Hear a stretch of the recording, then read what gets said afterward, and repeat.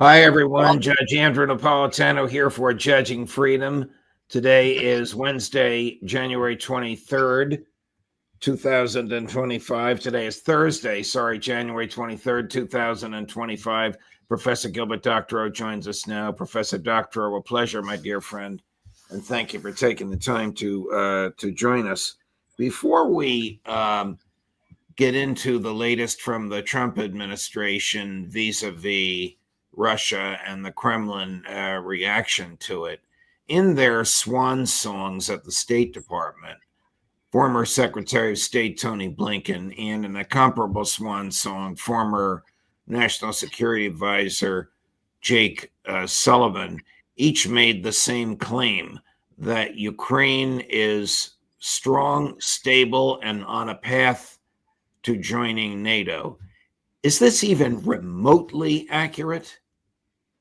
No, it has nothing to do with reality, with the reality that you and I and most of the viewers of these programs knows. Now, this is a bubble, a Washington bubble. It's what they say to their immediate subordinates and to congressmen. And it is based on a view of Russia that dates back to the mid 1990s when the country was flat on its back thanks to the transition, the brutal transition from a planned economy to a market economy that the U.S. inflicted on them. This view of Russia as being a basket case that underlies almost everything that Blinken and Sullivan have done during their time in office, and they would be necessarily beholden to the propagandists in Kiev for support and for material that they could then pass along to journalists who pass it along to the public at large, and that is precisely propaganda from Kiev. It is not news. It is not fake news. It is pure propaganda written by a state. I realize that we're only 3.5 days into the Trump administration, and he's done a lot since noon on Monday. But do we know, Professor Doctorow, if the United States supply spigot to Kyiv of cash and armaments has been turned off, or if it's still on? Well, this has been a rather interesting question the last couple of days. Larry Johnson cited information. Not quite clear what the source was, but the essence of it was that the United States the government has fired 50 or more Pentagon officials who were involved in the supply of military assistance to Ukraine during these past 3 years, and that the Deputy Secretary of Defense has resigned. The logic of this was that this is a pivot point, as Larry called it, and that possibly the Trump administration is going to stop deliveries. A well-known blogger called Simplicius has said that and added to it the idea that the United States government, Pentagon, have stopped opening bids or stopped requesting offers for logistical assistance for companies that have been doing logistics, arranging onward deliveries of American war material to Kiev in Poland, Rzeszów, in Varna in Bulgaria, and a couple of other places. Again, the implication is that the game is over. The United States is quietly stopping the supplies. I can't agree with that, and I agree rather with statements that were made on your show yesterday by Scott Ritter. Nothing of the sort is clear. If indeed there were such goings on, and if they meant the United States has already taken a decision to cut military supplies to Ukraine, then Mr. Zelensky would have been screaming at the top of his voice yesterday in Davos.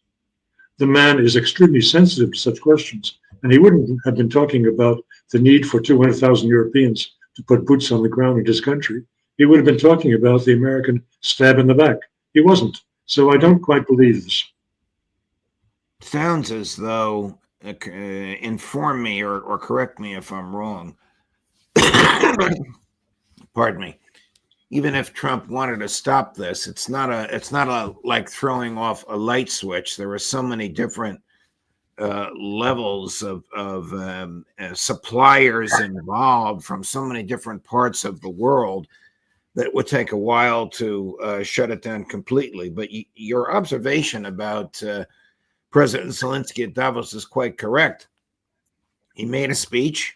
Some of it was absurd, saying Ukraine is helping Syria. Obviously, if that's true, they're using American money, but there wasn't the slightest complaint about the spigot being turned off.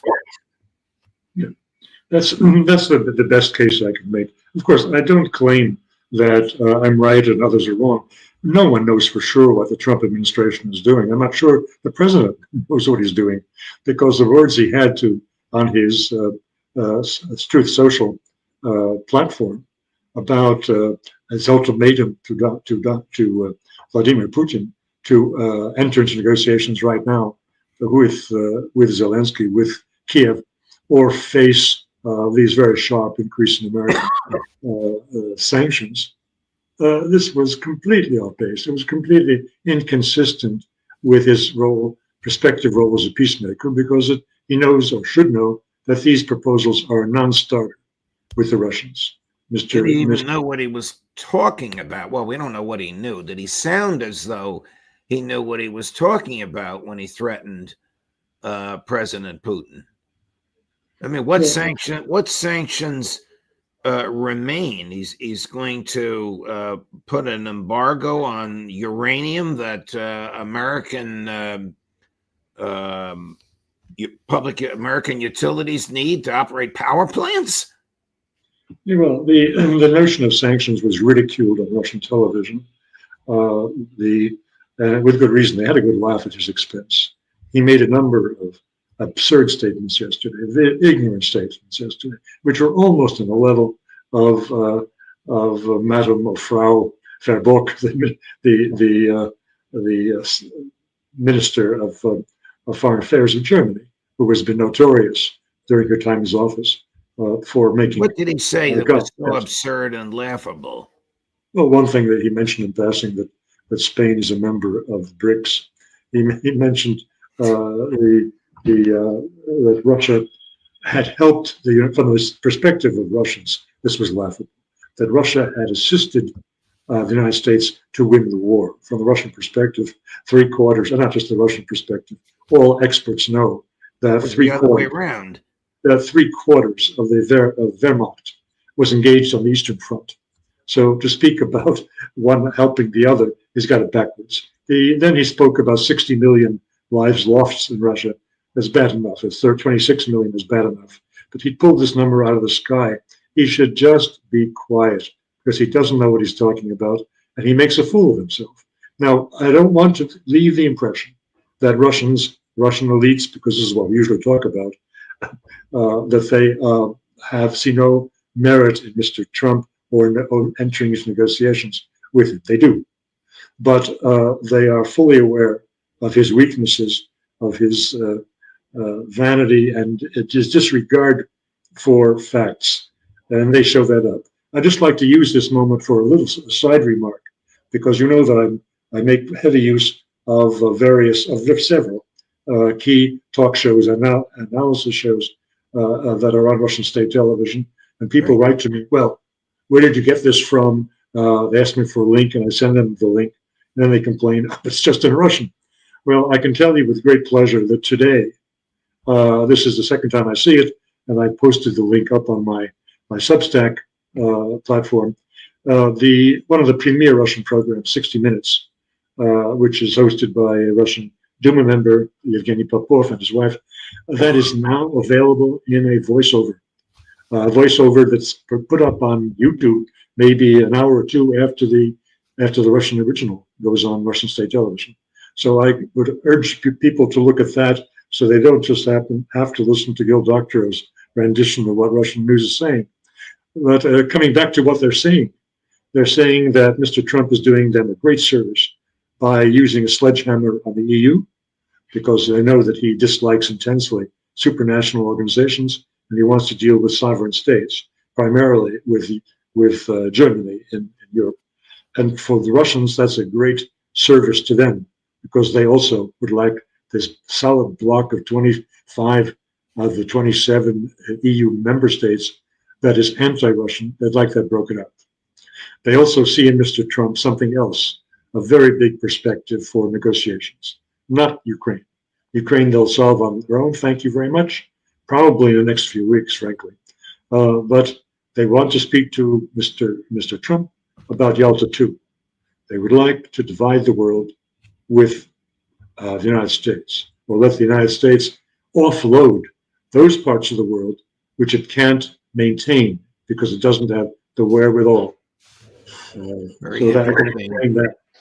Very interesting, even fascinating that you would call this Yalta II, or is that a Vladimir Putin phrase? No, it's not his phrase. It's what some commentators, again on Russian television, experts are saying. And what they have in mind is that he cannot get his arms or keep America's arms around the whole world. America's global hegemony is no longer feasible. And the people around Trump have persuaded him of that. And that is what the whole logic is of his looking to take greater control of the Western Hemisphere in the tradition of the Monroe Doctrine.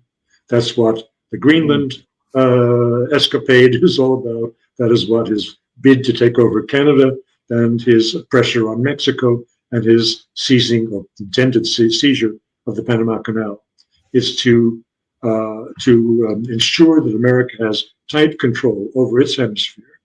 And then it would negotiate with the other global powers, of which there are two plus or minus India, the other two powers being Russia and China. And so that a global settlement will be sought by Trump over the coming months with these two countries, recognizing their spheres of influence. Of course, he does have that hotspot headache slaughter going on in Gaza. Yes. And the Iranians have entered into, maybe you can enlighten us on this, some sort of a defense agreement with the Russians. Well, I'd like to enter into that because it bears again on a comment on a discussion you had on your show yesterday, a very important discussion. Is Trump and his administration keen on a peace and a settlement with Iran? Some people, Scott Ritter believes, I believe, or is it what Lindsey Graham would like, an all-out war, and let's finish it up with using Israel as our assistant in this venture. The peace agreement, the comprehensive strategic partnership agreement that was signed last Friday in Moscow by the two presidents of Iran and Russia. That was a very peculiar document, and it strikes me as odd that no commentators have detected that or brought it to attention. The Russians wouldn't do it, I understand. They spoke about it. There was one hint that there's something odd about it that was covered on Sunday night by the head of Russian news, Mr. Kiselyov. Dmitry Kiselyov said in the very opening of his program, he put up on the screen Article 3 of this cooperation agreement, which is unlike any other I've seen. It says that the two contracting parties will not join any aggressor attacking the other country. If that's friendship, then what do enemies do? The second point is that neither of these contracting parties will give assistance to destabilizing forces, to subversive forces active in the other country. Again, that is not what we usually think of as strategic. All right, so what happens if Israel and the United States attack Iran? What does Russia do under this agreement? Nothing. It doesn't join them. That's literally what you draw from this. The whole document was delayed. It was supposed to be signed. All commentators were saying it would be signed when the Iranian president made his first trip to Russia. He came to the BRICS meeting in Kazan in October. And it was expected that they would sign it then. It wasn't. And they said there were technical things that had to be ironed out. Indeed, there were and still are technical glitches in this document, which will be ironed out over time now that it's been signed. The main reason was Russian uncertainty over Iran's loyalty long term, loyalty in its ongoing confrontation with the United States and the US led West. The new president of Iran, in his opening statements, made it clear that he was looking for an outreach to Washington to resolve their differences. That was destroyed in a matter of a week or two when Israel murdered the head of Hamas, who was attending the inauguration of the Iranian president. Right. After that, Tehran pulled back, no longer interested in talking to the states, and would seem to be they were running after the Russians to conclude that agreement.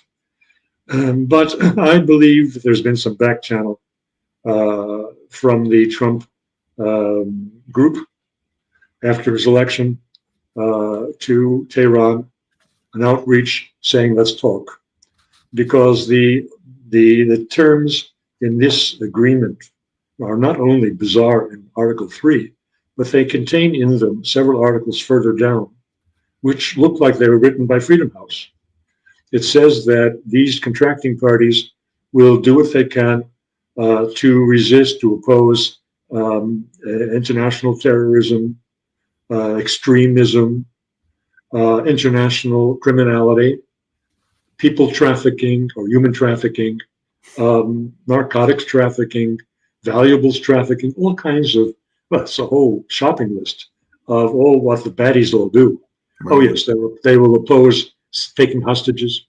They will oppose spread of nuclear arms. Well, there you have it.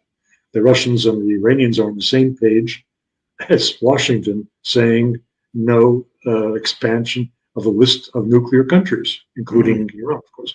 So this is a bid to Washington. Tell me if you think that the risk of raising your blood pressure, because this is a real harangue. Tell me if you think that this advice from Senator Lindsey Graham will resonate with President Trump, and what the Kremlin thinks when they hear a harangue like this. Cut number 4.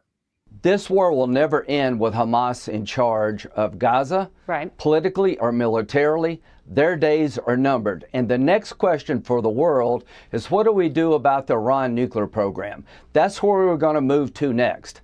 There's diplomacy. There's a 1 in a trillion chance you'll degrade the Iranian nuclear program through diplomacy. There's a 90% chance you'll degrade it through military action by Israel, supported by the United States. So the next topic I will be engaging in with President Trump is to take this moment in time to decimate the Iran nuclear program, because they're so exposed. What does that mean? Help Israel deliver a knockout blow. What does that mean? You're going to urge him to have Israel bomb Iran's facilities that are underground and would require U.S. military support to actually be effective? I'm going to urge the decimation of the Iranian nuclear program. I don't think diplomacy works. This is a religious Nazi regime. They want to destroy the Jewish state. They want to purify Islam and drive us out of the Mideast. It would be like negotiating with Hitler. I am hoping there will be an effort by Israel to decimate the Iran nuclear program, supported by the United States. And if we don't do that, it will be a historical mistake. Whew.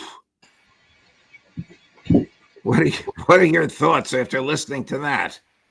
Well, as I mentioned before, the viewers can now tune into 60 Minutes and hear a voiceover. They will find when they go to that program that Russian television spends a lot of airtime with rather lengthy video clips, like the one you just put on screen, from Western media.